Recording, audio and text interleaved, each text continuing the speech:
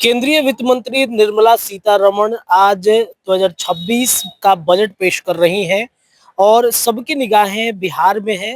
राजधानी पटना में इस वक्त हम लोग मौजूद हैं, भाजपा दफ्तर में मौजूद हैं और सारे जनता का निगाह था कि बिहार को क्या मिलेगा। कल भी मैंने जनता से बातचीत किया और पूछा कि बिहार की जनता क्या चाहती है बजट में।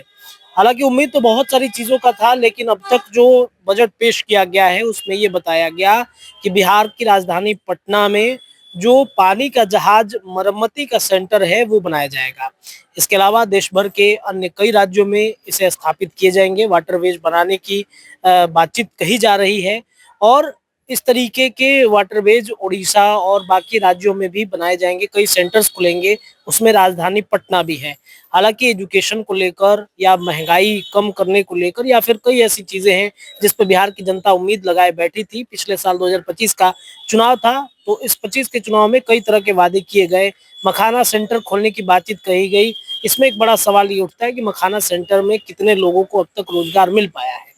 इस कड़ी में सम्राट चौधरी से कई सारे सवाल भी पूछे गए हैं। भारतीय जनता पार्टी के प्रदेश दफ्तर में मेरी मौजूदगी है और यहाँ पर जब सम्राट चौधरी से पूछा गया और कई सारे सवाल जब किए गए हैं, तो पहले आप सुनिए सम्राट चौधरी केंद्रीय वित्त मंत्री निर्मला सीतारमण के इस बजट पर अपनी क्या प्रतिक्रिया दे रहे हैं।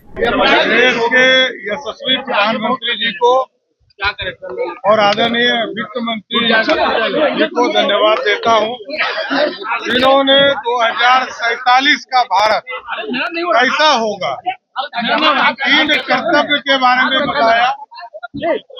6 मुद्दे जो महत्वपूर्ण इस भारत के विकसित के लिए होंगे उसके लिए बताया। कई योजना के बारे में उन्होंने बताया, चाहे वो हाई स्पीड रेल का जो कॉरिडोर हो, सेमी कंडक्टर का पूरा इंफ्रास्ट्रक्चर खड़ा करने का मामला हो, चाहे वो फिशरी से जुड़ा हुआ हो, चाहे वो जल मार्ग के बारे में एक तरह से कारखाना से लेकर पूरी तरह जल मार्ग के परियोजना की चर्चा और कई चीजें, कैसे मेडिकल कॉलेज, मेडिकल इंफ्रास्ट्रक्चर, कैसे डिस्ट्रिक्ट के हॉस्पिटल में आईसीयू और वहां पर पूरा ट्रॉमा सेंटर का यूनिट बनाने का निर्णय लिया है।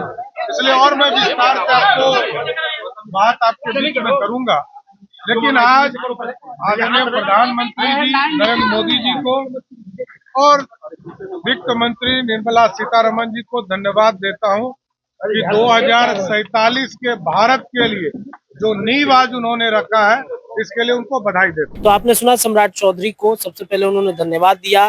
बिहार के बारे में उन्होंने कहा कि एजुकेशन सिस्टम पर काम होगी, बहुत सारी चीजें उन्होंने कही। हालांकि बहुत शॉर्ट में जवाब वो दे करके निकल गए। जो मूलभूत चीजें हैं जिसका लोग इंतजार कर रहे थे उसका जवाब उन्होंने नहीं दिया है।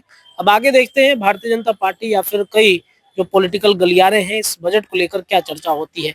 न्यूज़ी के लिए पटना से मैं रत्नेश रिपोर्ट आपको दे रहा था। इस रिपोर्ट पर अपनी प्रतिक्रिया दीजिए। बहुत बहुत धन्यवाद।